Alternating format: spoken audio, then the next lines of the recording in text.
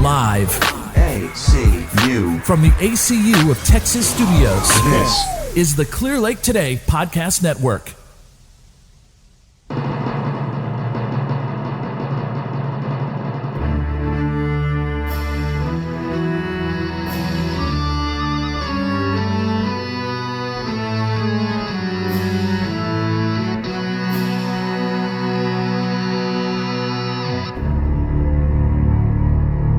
Hello, everybody. Welcome to the Cape Complainers. Joining me, as always, are my Captain America and Thor, Devin and Tim, and I am the Tony Stark, Iron Man of the group. Craig. Which one am I?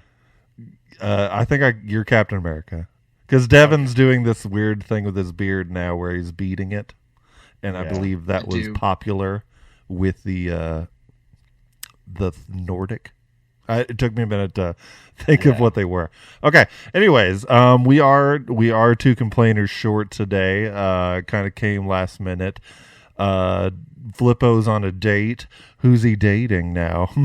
Obviously, it's his girlfriend. And Reed is God knows where. So today we are talking James Gunn's newest film into the DC realm, stepping out from the Marvel, The Suicide Squad on HBO Max. It's been out for about a week, so I think the spoilers can now come out, do whatever we want. Before we start, I was going to You act like we cared. You act like we cared how long it'd been out before we spoil it. Well, no, I mean not us, but I think it's more just everybody else. It's just like, sorry, everybody else, this is what happens in the movie, and get a subscription or borrow it like we do. And so, but before we start, I was going to do hypotheticals, but then I found out nobody's going to be here. So instead, I'm going to do this. Devin, you have two villains in the Marvel and DC universe. Who's on your Suicide Squad? So Marvel or four DC? Villains total? No, just two villains. You and two guys. Okay. And you have Marvel and DC. Who's on your squad? Tim, take this time to think. Well, that's bullshit. Okay, I'm gonna say Mysterio. Okay, why? I feel like that illusion, like his illusions mixed with his weapons, will come in handy anywhere. Okay. DC is much harder. Well, I mean, you can still do Marvel if you want to. It doesn't have to. I'm just saying you can pull from both. I'd go with Black Hand. Black Hand. Oh, from Blackest Night. Mm-hmm. Yeah. Okay. Right. Why? With an army of undead. Got it. Yeah, that's pretty good. Because then you get more you get more people on your team. Okay. And then you can disguise them as like other things with Mysterio's tech. Yeah. Everybody wins. All right. Yeah. Tim, who's your squad? Villains out of any universe, or DC and Marvel. Just DC Marvel. Let's just so it doesn't get crazy. You had this whole time to be thinking. Devin rambled forever. Tim over here was thinking, he was like, I'm going to choose Omni-Man. There was, I don't really know how to stream very well, so I was fixing some stuff that I messed up in the middle. Got it. So villains that I would want on my Suicide Squad, I would want, you know what, let's keep it simple. Let's keep it super simple. I would want an everyday average criminal. Just like a purse stealer. One of the goons that gets his arm broken by Batman on a monthly basis. And then one of the goons... I think there was a loiterer that I would enjoy performing top secret missions for me. So one of the goons woke up one morning with a sore throat and just really wasn't feeling it that day. That one. Yeah, exactly. When your arm breaks and it heals, it calcifies, right? So if he's getting his arm broken on a daily basis, that arm's got to be pretty difficult. And look, he's already got a name. He's already got a name. He's the Calcifer. Gross. Yeah, there you go. All right, Greg, how about you? Let's see. I didn't even think. Sorry. You know what, Tim? You're right. That is hard. I'm going to keep it in the lantern game too, Devin. I would say Atrocitus, and let's see from. I'm surprised you went Atrocitus if you went any Red Lantern. I thought you'd go the kitty. Oh, Dexstar. Okay, yeah, I'll do Dexstar instead. That's a better option. I'll do Dexstar the cat,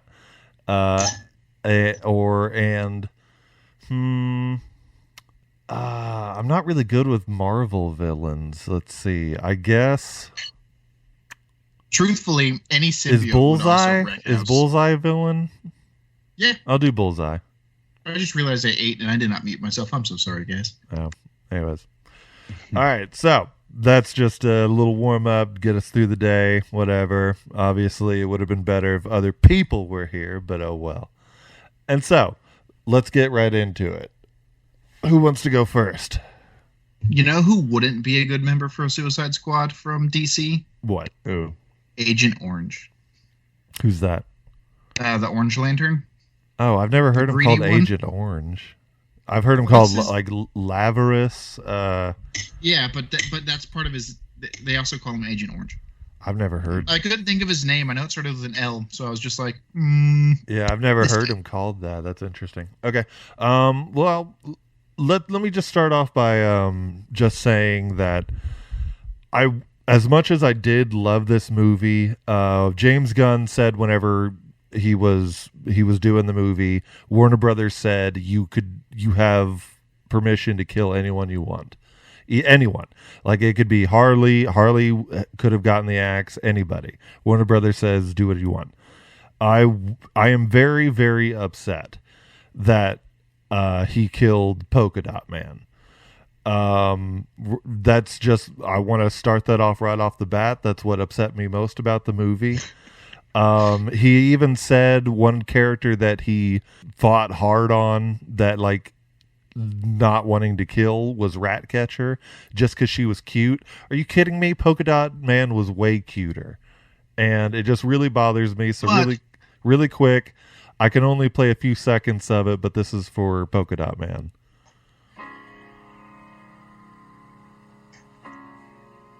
I literally just heard one chord, yeah, I heard It's like the same chord boring. twice. and that's it. All right, that's it because copyright. It was What in was the it? it was in the arms of an angel. I probably should have but, gotten to the actual I- song, but oh well. Right, I do want to say hi. My wife was behind me. How was? I do want to say that, like, at least Polka Dot Man like fulfilled his goal before he died. He became a superhero I for know, the and few like, seconds that it happened. and that's what hurt more. It's like he had the best arc of anybody in the movie. Like I felt for I felt for that character. I was like, he doesn't want he's just hurt, and I felt so bad. And so whenever he got to have that hero moment, I was like, yeah, you are. And then it got ripped from me, and I was like, oh, okay. Here's Never my mind. counter argument. I don't believe he was a superhero at all. Because a superhero wouldn't go around telling people, I'm a superhero. But no, because that's what a villain would do. but no, maybe in he fact, was He always was a told. villain, and since he had superpowers, he was a supervillain. Or maybe he was always told that he would always be like nothing, that he thought he could only be a villain, and that whenever he actually did something good and heroic, he said, I'm not a villain, I'm a superhero, is how he more meant to say it. But I have a counter argument for Tim. What about Booster Gold? Whose whole shtick is, guys, I'm a superhero. Is he really a superhero, though? Yeah. I mean, not a good one, but he is one. I would say he does a solid 0% of the heavy lifting when it comes to any Well, clearly- superhero. You've never seen the episode of Justice League Unlimited where it is all about Booster Gold. Why are you eating on the podcast, Devin? Because I Why didn't the get to hell eat is dinner. Frankie begging for your food on the podcast? I Other see side. him. I see him in the He's corner. like, hey, you gonna toss some of that back here, boy? Oh I my didn't even know he was god. in here, to be Stop. perfectly honest. Good God, that's amazing. Okay. Anyways, but Oh, speaking of animals, the actor who plays Polka Dot Man, I can pull up his It's name. an animal. It's actually a llama. What? No, he's not a llama. No, he adopted a cat during filming. And where the hell is he? He's not showing up on the IMDb. And he adopted a cat, and he made a little polka dot man outfit for him, and it's super cute. And good God, where is he? He's not on IMDb. Okay. Anyways, I'll send it in the group in a second. I will say, while we were watching this, so Casey hates like the supervillain names for DC. She thinks they're all dumb as hell. She when we were watching The Flash, she would see like Captain Cold, and she goes, "Is this name Captain Cold? That's dumb as fuck." So then when we were watching this, and she walks in, and she's like, "Is that really his name, Polka Dot Man?" I was like, "Yeah." She goes, "This is stupid," and walks off. One thing that also stood out in this movie, because it's also not a reboot, it's not a sequel either, but it did have returning characters such as Rick Flag, Harley Quinn, and Captain Boomerang. And Captain Boomerang, of course, obviously only lasted until the intro. What other characters do y'all think from the first movie do y'all think could have been brought over in this movie? It's hard because I can't remember who lived. We have Katana. We have Diablo died. I don't remember. They killed Enchantress, right?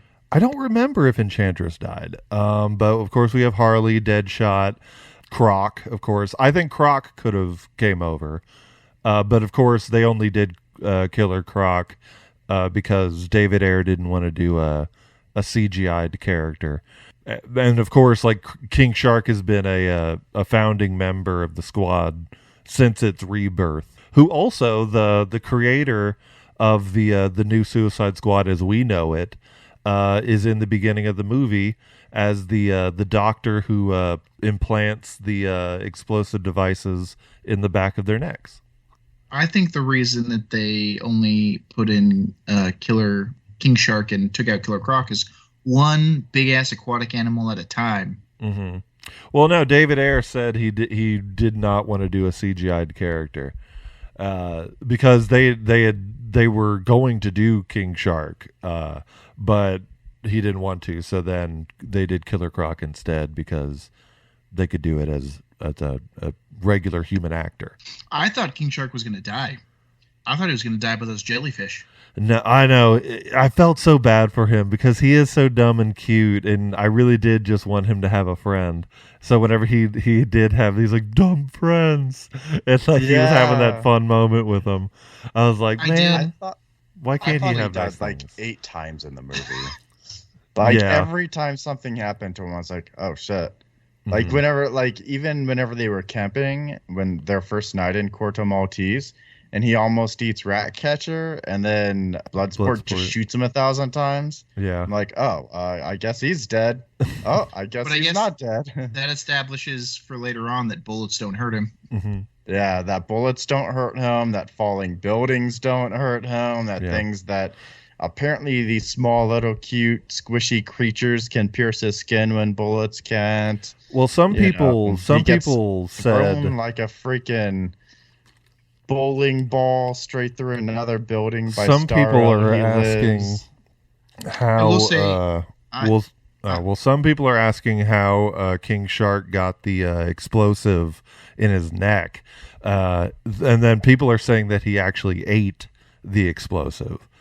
And so it's not someone else who had the explosive in them, possibly. But they stuck it through his gills. Well, no, like because he has unpenetrable skin. I mean, there's 2 people on the team, or in the movie that we know who have impenetrable skin, are Mongal and King Shark. I don't know how Mongal got one in her neck. Maybe they changed her powers, but King Shark, I think he ate the explosive. But that's what I'm saying is his skin is impenetrable, but what about underneath his skin, such as sticking it in his gills where they can get underneath the skin? That's a tendy area. That would hurt. I don't want to hurt him. Do you think they care?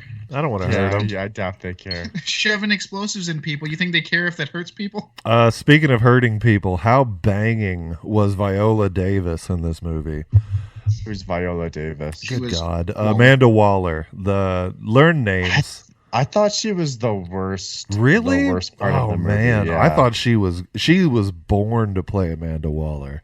She was so good. I thought she just lost her temper all the time. That's and I'm Amanda like, Waller, dude. Amanda not Waller's Amanda she's Waller. a grumpy Amanda Gus. Waller should keep her calm almost yeah, of the time.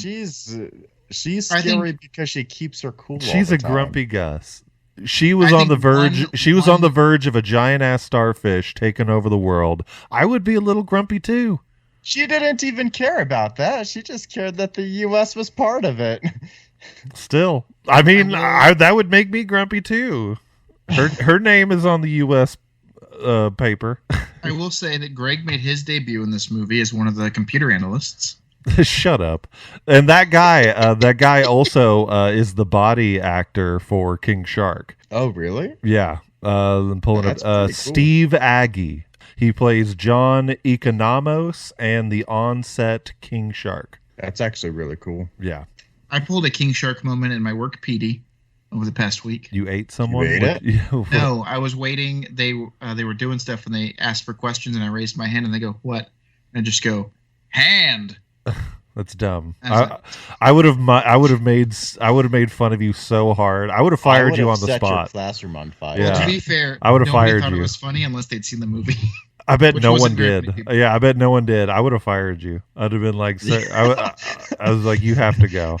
One of the kids just, "You're fired." You can't fire me. I'm your teacher. Get out. You can't. I just can't do this anymore.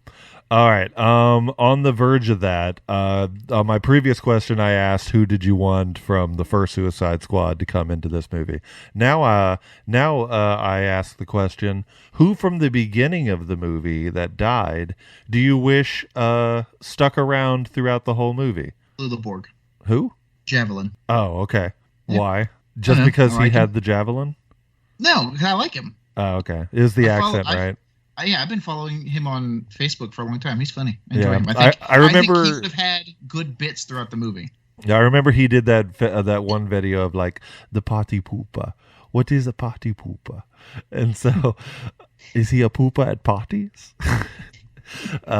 Anyways, mine would be Captain Boomerang. I was actually very upset that they killed him. I thought he was going to be in the movie, but Speaking of Captain Boomerang, when Mongal jumped on that helicopter and all those sticks flew into his body before he died, yeah. that made me cringe so much. I was like, huh. Yeah, Right? it was that. That's- Yeah, that the would beginning be- was rough. It was pretty violent. Like everybody died really roughly. I hands down think that Captain Boomerang had the worst death out of anybody. 100%. Yeah. Yeah, I don't know. Like getting shot, getting a bunch of sticks shoved in you. Yeah, and then getting ran over and exploded with a helicopter. Like the sticks didn't even kill him, and so like I know. oh man. But you know what? But you know what's badass? Yeah. Is even after he died, He he smiled. still caught that last boomerang. Yeah, Yeah. and he was smiling as he died too. But I was upset because I mean he was one of the only real characters from the first one that I thoroughly enjoyed. I really liked Captain Boomerang, and whenever I saw he was coming back, and I was like, yeah, I was like, hell yeah. But I mean, you know, people die. I'm glad Harley lived. Well, But yeah. you know I mean, who I wish would have done better? TDK, right? the detachable I feel kid. like if they'd have given him two guns, imagine him hiding behind a rock and his two arms just going around pop, pop, yeah, pop, pop, he pop, was pop. he just was slapping them. Yeah, he just slapped it. Like he was done dirty by Amanda Waller. She Yeah. knew what she was doing, and she was like, "I'm gonna make sure this guy dies." Yeah. Let's see. Let's go through the list of characters that we had. We had Michael Rooker as Savant. I did actually not recognize him in the beginning at all. It took me a minute. yeah. It took me a few minutes to like recognize. Yondu. No, Yeah. I know who it is. I just couldn't tell who like the actor was for a minute. And then when I think I started getting it, I was like, I think I know who you are. Then he spoke, and I was like, oh, okay, yeah, that's who you are. That's who I would want to see stay alive at that Yeah. beginning part. He didn't do anything. And we had He was still better than all the others. Was he really? Because like I watched the movie twice, and on first watch you think he's kind of like the main character, yeah, like in charge, and then like he starts screaming and runs away. But on second watching, you see it from the whole time. He's scared shitless the whole time, and so I think he was a coward the whole time. We had mentioned him before. We had Nathan Fillion as the detachable kid. Jai Courtney returning as Captain Boomerang. How do you say this guy's name? Faluga Borg? Lula Borg? Yeah. As Javelin. Ma Ling NG, or Nung. I don't know how you would say that. She played Mongol. Pete Davidson as Blackguard, I thought was going to last a little bit longer.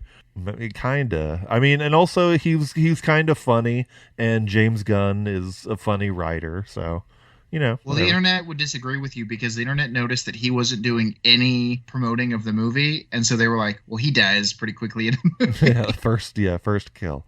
We had Sean Gunn as Weasel and Calendar Man, which was pretty cool. I went into this movie thinking Weasel was going to be a favorite of mine, and I can happily say after watching the movie twice, he still is a favorite. I'm glad he's not dead. he was a great guy. And also at the beginning of the movie, whenever they're in the helicopter, and they're talking about dropping in the water, Weasel is actually trying to warn them that he can't swim. Because like once they start talking about water, he starts getting really anxious and jumpy and everything. And then like whenever they throw him in the water, he can't swim. So it's just a funny little addition that y'all wanted to know. I mean, maybe. I mean, I wanted to know. We have, let's see. Also, this is another fun little tidbit of information. Sebastian the Rat is played by D. Bradley Baker, who has played a rat 8 times in his career. That's weird. I thought it was played by Yo Mama. Oh, add that little O sound, like that little O of all those people. As a whole, how many capes did y'all give this movie? I don't know. We didn't get a chance to talk about it yet, Greg. Well, that's why I'm giving y'all this time now. I'm done. I'm yielding my time. What's the max number of capes? Let's say 10. 10 capes. Okay, I'd give it about 7 capes. Okay. I enjoyed the movie. I think there were parts of the movie that I really disliked. Like almost every Amanda Waller interaction, I just hated it. I thought she was a terrible Amanda Waller, even though Greg thinks she was a good one. Okay. I think it jumped from really good to really bad on a dime. I thought the beginning, the first 10, 15 minutes, whole exposition was pretty bad, and that they were trying really hard, being all back and forth. More like they were trying to be hard. They were like, look how cool we are. We're killing all these characters off. And I'm like, movies have been doing this for the last 30 years. You're not special. There's like, what? Yeah, we're numb. But they tried really hard. So, yeah. But they had really good moments. Like almost every moment with King Shark, he was just like, seriously, when they were in that van and they're going through the town, and he's hiding below the sheet or the blanket, and he pulls his head back a little bit. That's the cutest thing. I like whenever he's doing his little finger over his trying to be a false mustache and everything. Yeah. I like whenever he does that, and Bloodsport says, "We still know it's you. And even if we didn't, we'd have to kill you." Shark-shaped bloke in the middle of the woods with a fake mustache. And he's just like, fuck, and runs away. He reminds me of a kid. Like he picks up on other people's mannerisms throughout the movie. Yeah. Steven. Spanish. Yeah. Part. Sylvester Stallone said he could retire. He only wants to play sharks from now on.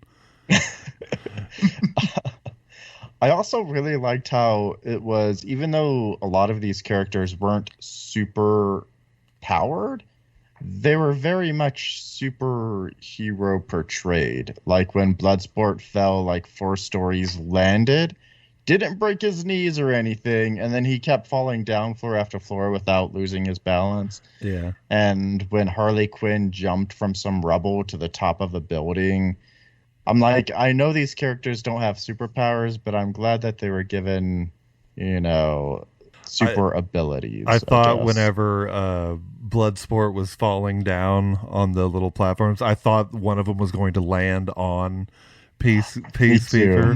I did too. I was just like, that would have been funny, but oh well, it still worked. But I also really liked Peacemaker and John Cena in the movie. I thought he did a really good job. Mm-hmm. And I felt really bad because you could tell how much torture he probably went through to get into that mind. Not John Cena, but his character. Yeah. To have the mindset of no matter how many kids, women, and... Yeah. Well, yeah, his character is apparently trained from birth to be a soldier.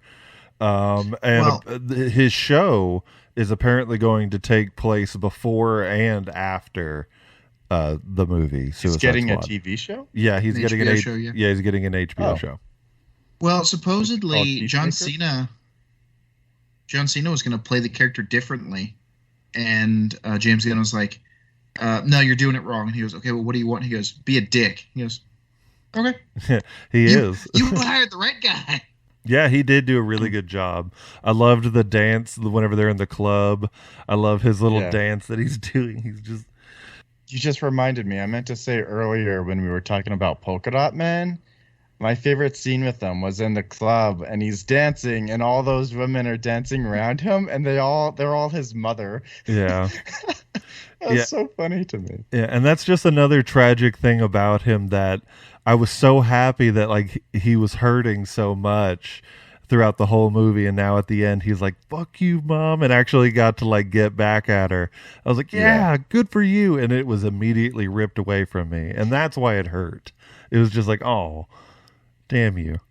I did enjoy the scene with Bloodsport and Peacemaker where they're walking through the militia camp. Yeah. And they're just trying to having compete. this whole competition. And I wish I remember what the whole thing was, but they were like, nobody likes it, blah, blah, blah. And then he's like, only if blah, blah, blah is dope as fuck. Right. He's John like, nobody Cena, likes... aims his gun around his shoulder. He said nobody likes he said nobody likes a... Sorry. Oh, he says no... Oh, I was just saying he says nobody likes a show off. Yeah. And Bloodsport's like... Oh, yeah, and Peacemaker says, unless it's something really badass. And, yeah. Fuck, that's true. Yeah. Yeah. I liked the movie. I agree with Tim, and he said this earlier. He didn't say it this time, but I agree. I say 7 capes. But he said that the movie, as good as it was still forgettable. Oh, yes. There are still parts of it that, like, I have to think really hard about. Like, what did I watched it a week ago, and I'm still like, what did I watch? What are some parts of the movie that led from point A to point B? Mm-hmm. Well, I remember. And I mean, it was good, but yeah, and I think that's just a preference. Like, some people remember movies differently. Like, I remember pretty much the whole thing. Like, I can remember certain moments that really did make me go hee hoo hoo hoo. And so, I mean, I will give it a 9.5 out of 9.5 capes. It's one of the best DC. It's one of the best DC films right now. I was about to say, I think it's the best DC film. Mm-hmm. Maybe Zack Snyder's cut, the Snyder cut, might be a little bit better, but it's also like twice the length, which makes it hard to compare to. Right. And I mean, James Gunn has a very specific style with his superhero movies that, you saw it in Guardians, you see it here still. Uh-huh. Oh, did you guys see the Mantis Yeah, homage? she was a stripper in the club whenever they're dancing. Yeah. I saw her and I was like, Yeah. I really did enjoy it, and yeah, I agree with you. James Gunn is a stylistic director. One of the things that I really liked, it was weird at first, like at the opening credits, whenever Savant gets his head blown up and his blood in the water turns into Warner Brothers Pictures presents. with his blood, and that just kept going. Like there was just text hidden in the environment, and it was just a neat little stylistic choice that he made. Chapter 1, Chapter 2, Chapter 3. Yeah, it was just a nice little thing. To me, it felt like they were copying the Snyder cut of the Justice League movie. How? Because they did it. Yeah, they did it 7 parts. I don't. They didn't do it.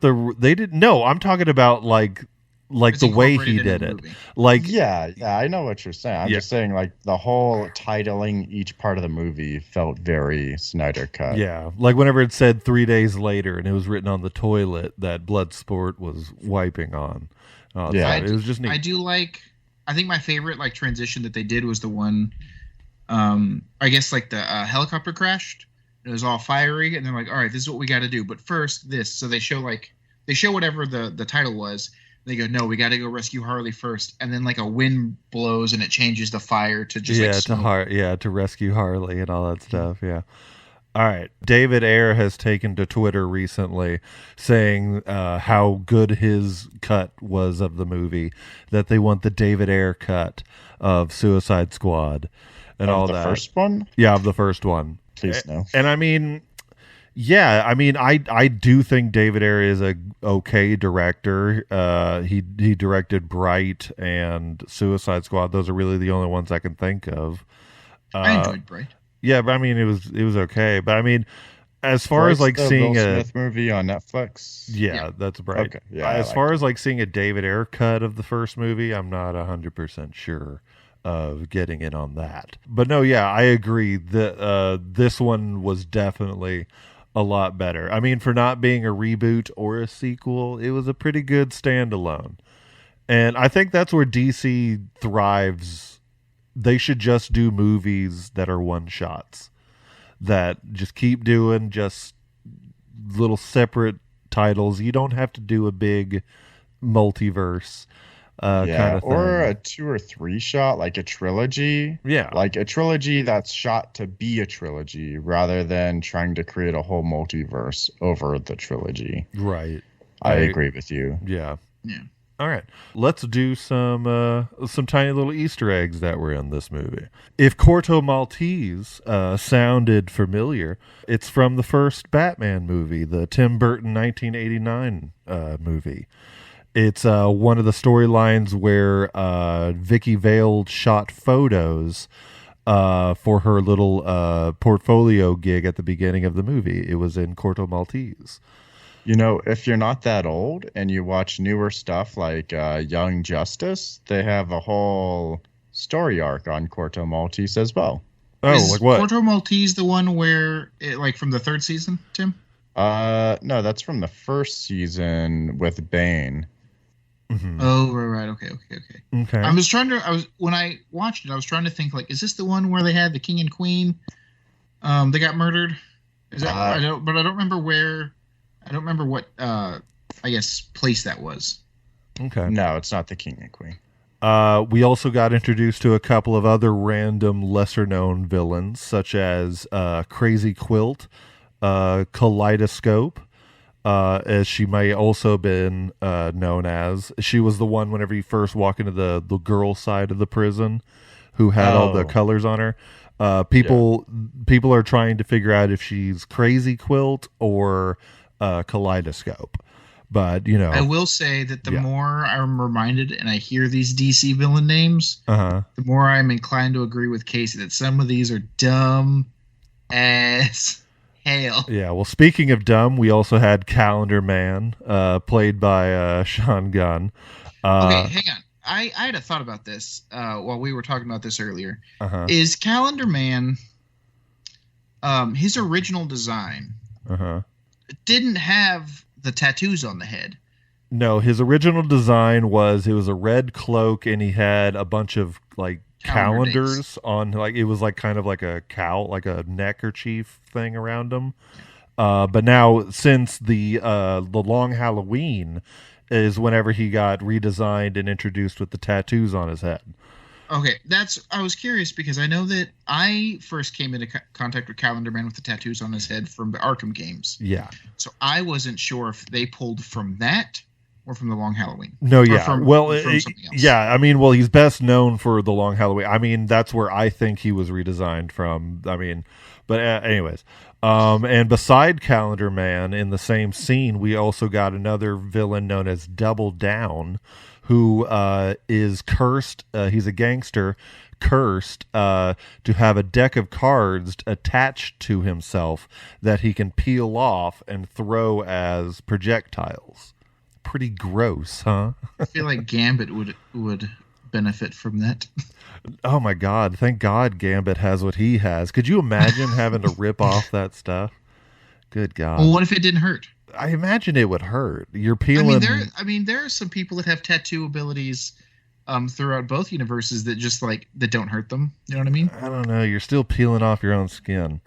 Anyways, we got introduced to a new character, Ratcatcher 2, but we also got a fun little cameo from Taika Waititi. I might be saying his name wrong. Taika Waititi. That might be his name. Takiti Watiti. Takiti Watiti. He plays Ratcatcher 1.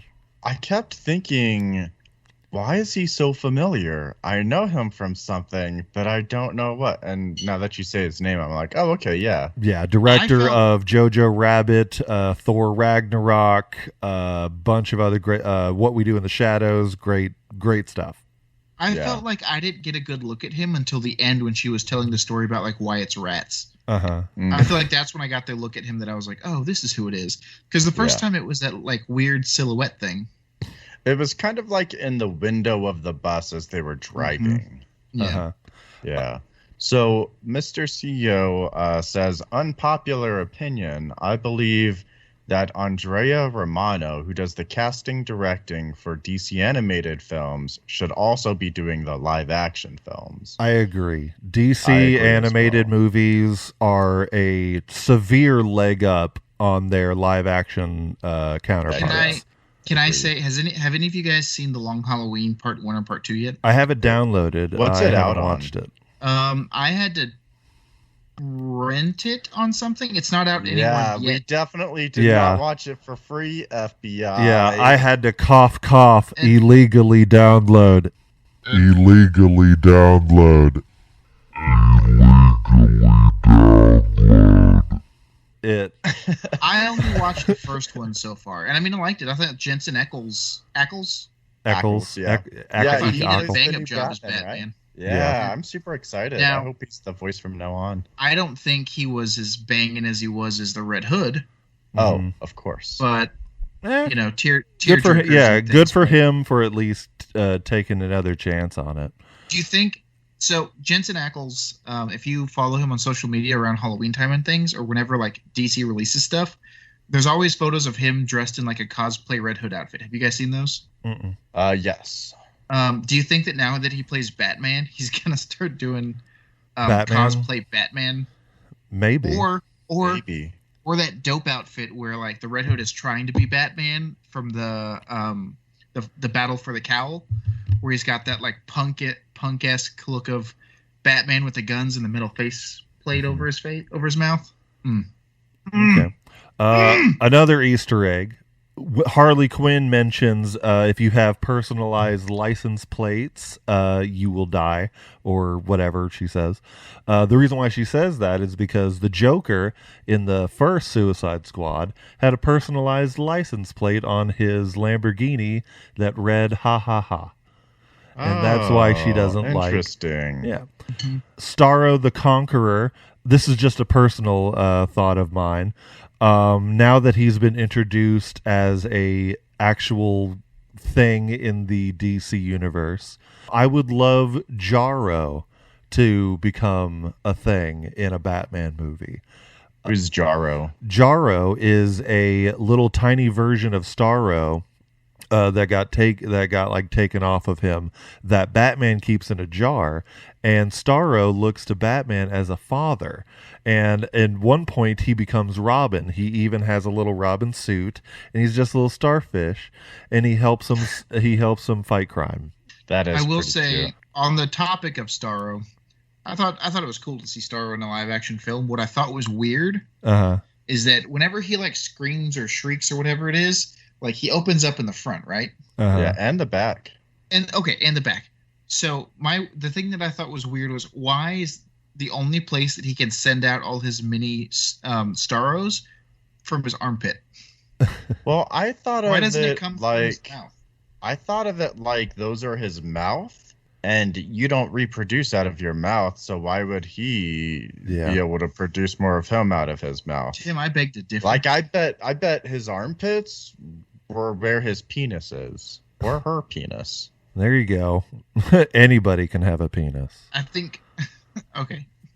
I'm gonna end that conversation there. One thing about Starro that's actually really tragic is when his last dying words is that he was happy floating on the star around in the stars, just like before we found him and everything, and it was just sad. It was just like, oh, poor Starro.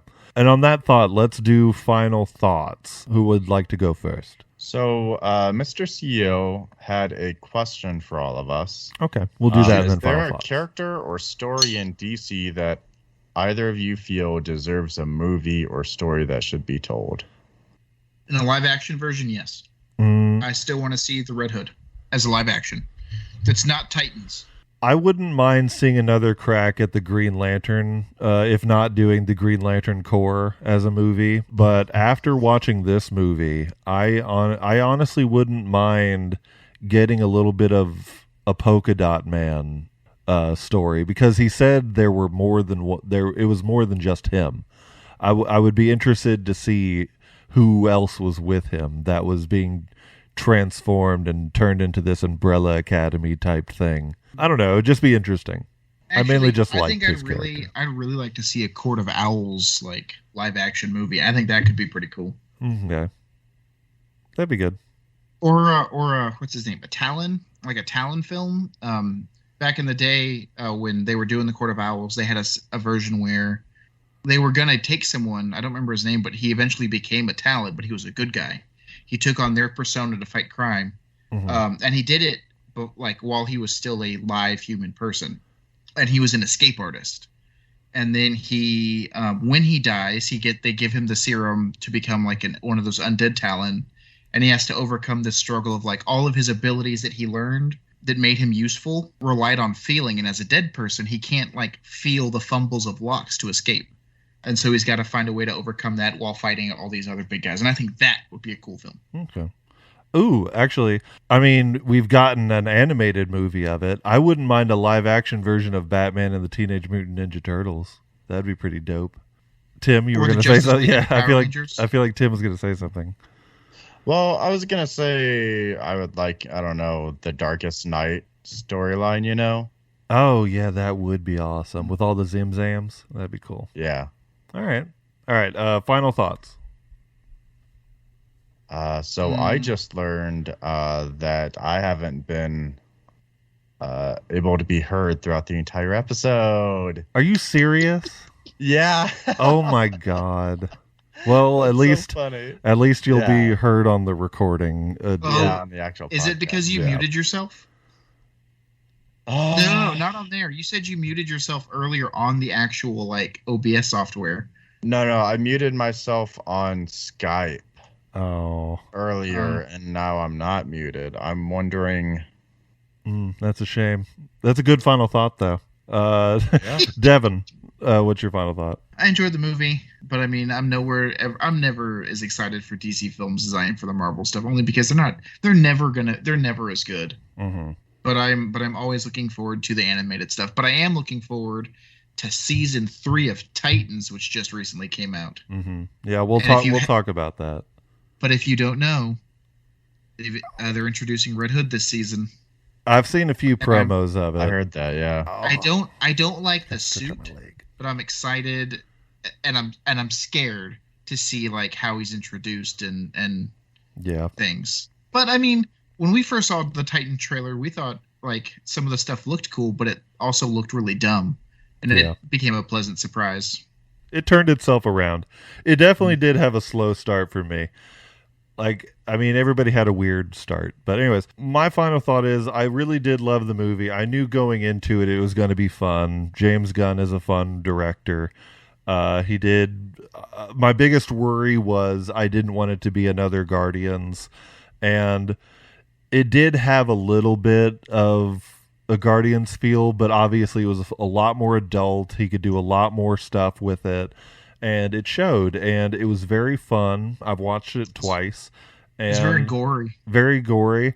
It's not a kid's movie, and that's probably one of the things I love the most about it, is that it was really just not afraid to just kind of tone itself down. And if you're asking, like the how first much of one a did. kid's movie is it not? You do see boobies. There's boobies and penises. And so if you're into penisi and boobies, watch The Suicide Squad on HBO Max. Did you say penisi? Yeah, penisi and boobies. Isn't it? Wouldn't it be Peepees. peni? Peenie. Thank you all for joining the Cape Complainers. Why do you get to do it? Well, I didn't know we had a... Okay, then you do the next one.